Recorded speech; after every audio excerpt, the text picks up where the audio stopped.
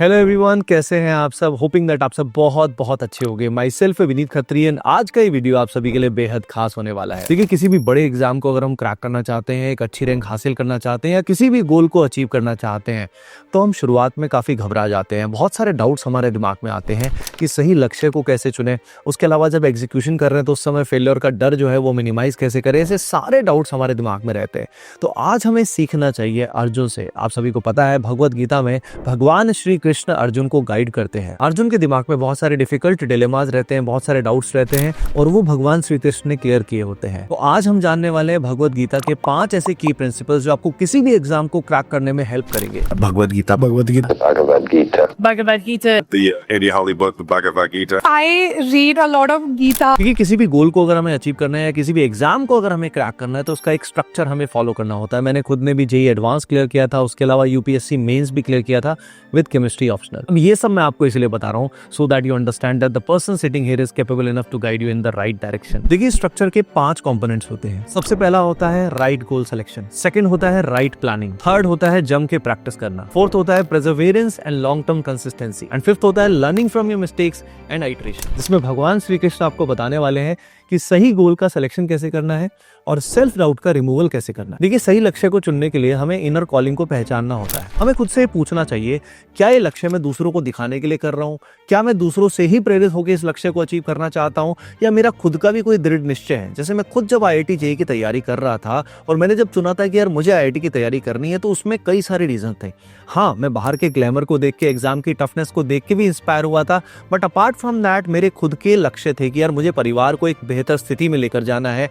मुझे physics, chemistry, mathematics में अच्छे सवाल करने में भी बहुत इंटरेस्ट था। तो आपको ये समझना बहुत जरूरी है कि आपकी इनर कॉलिंग क्या है ताकि आप सही लक्ष्य को चुन सके। अच्छा, एक सीक्रेट आपको पता है, भगवद गीता में जो श्री कृष्ण है और जो अर्जुन है वो किसको रिप्रेजेंट करते हैं? ये जो अर्जुन है ये हमारे मन को रिप्रेजेंट करते हैं और भगवान कृष्ण जो है ये हमारी आत्मा को रिप्रेजेंट करते हैं, जो हर इंसान में रहते हैं। तो अब आपको समझ में आया कि अर्जुन की जीत क्यों हुई। अर्जुन की जीत सिर्फ इसलिए नहीं हुई कि भगवान कृष्ण उनके साथ थे। खास बात ये थी कि उन्होंने भगवान के द्वारा दिए गए उपदेशों का पालन किया था। इसलिए हमें समझना होगा, हमारे अंतर आत्मा में बसे हुए भगवान श्री कृष्ण को सुनना होगा। अगर हम हमारी इनर कॉलिंग को समझ पाते हैं, सुन पाते हैं, तो हमें पता लग जाएगा हमारे लिए सही लक्ष्य कौन सा है। इसके लिए भगवान Shri Krishna chapter number 2 verse number 50 में कहते हैं, बुद्धि युक्तो जहाति ह उभे सुकृत दुष्कृते तस्माद् योगाय युज्यस्व योगः कर्मसु कौशलम्। अब ये जो श्लोक है, प्राइमरीली इसका तात्पर्य ये है कि अगर आपका मन शांत है, आप फोकस्ड है, तो आप बेहतर डिसीजन ले पाएंगे,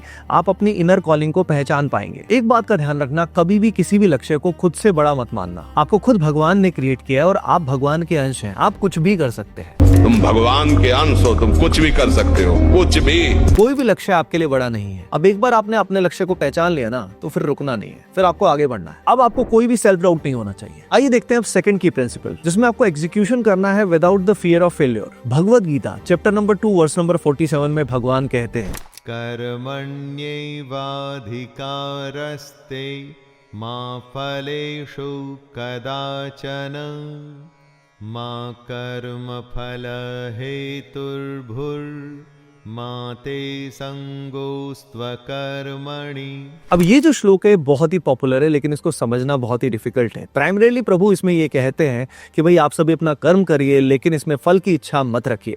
अब हमारे दिमाग में आता है कि ऐसा कैसे हो सकता है? ऐसा बिल्कुल हो सकता है। With practice it is actually possible. World के जो टॉप मोस्ट अचीवर्स हैं वो यही करते हैं। एक बार लक्ष्य निर्धारित करने के बाद वो बार बार गोल के बारे में नहीं सोचते रहते। They are primarily process oriented. वो जर्नी पे फोकस्ड रहते हैं, ना कि जस्ट मंजिल पे। What was going through my mind is just do what you are meant to do, do what you are supposed to do and just leave whatever the destiny you can't control. और आप खुद ही logically सोचिए, अगर आप हर समय exam को imagine करते रहेंगे, अपने गोल को इमेजिन करते रहेंगे, तो रियल टास्क जो आपके सामने है उस पे क्या आप पूरा फोकस कर पाएंगे? यानी आपकी जो एनर्जी है वो स्कैटर नहीं हो जाएगी। तो अगर आप सारी एनर्जी को सही डायरेक्शन में 100% फोकस के साथ आगे बढ़ते हैं तो क्या आपको कोई रोक पाएगा? लेकिन एक बात का ध्यान रखना, सिर्फ एग्जीक्यूशन से काम नहीं चलेगा, आपको सही प्लानिंग भी चाहिए। अगर आप सही प्लानिंग के साथ एग्जीक्यूशन करते हैं तो आपका काम हो जाएगा। अब हमारे दिमाग दिमाग में डाउट आता है सर एग्जीक्यूशन के लिए हमें चाहिए होती है हाई एनर्जी, उसके अलावा फोकस चाहिए होता है। अब हम देखने वाले हैं कि प्रिंसिपल नंबर 3 जिसमें आपको मैं बताने वाला हूं how to utilize your energy और उसको सही डायरेक्शन में कैसे चैनलाइज करना है, फोकस कैसे करना है। Bhagavad Gita chapter number 3 verse number 42 में भगवान श्री कृष्ण कहते हैं इंद्रियाणि पराण्याहुर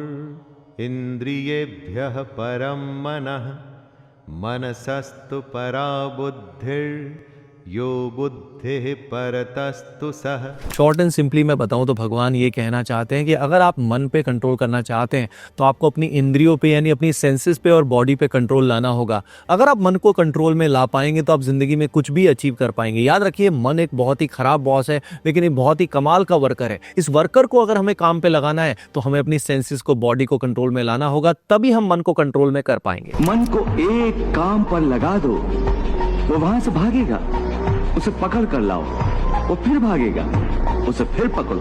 अगर हमें अपनी बॉडी को बैलेंस रखना है, हमारी सेंसेस को कंट्रोल में रखना है, मन को वश में करना है, तो कुछ ऐसे की प्रिंसिपल्स हैं जिन पे वीडियो में ऑलरेडी बना चुका हूं। उन वीडियोस को आप जरूर देखिएगा। सबसे इंपॉर्टेंट है ब्रह्मचर्य। ब्रह्मचर्य का जितना पालन आप कर पाएंगे उतना आपके लिए बेस्ट रहेगा।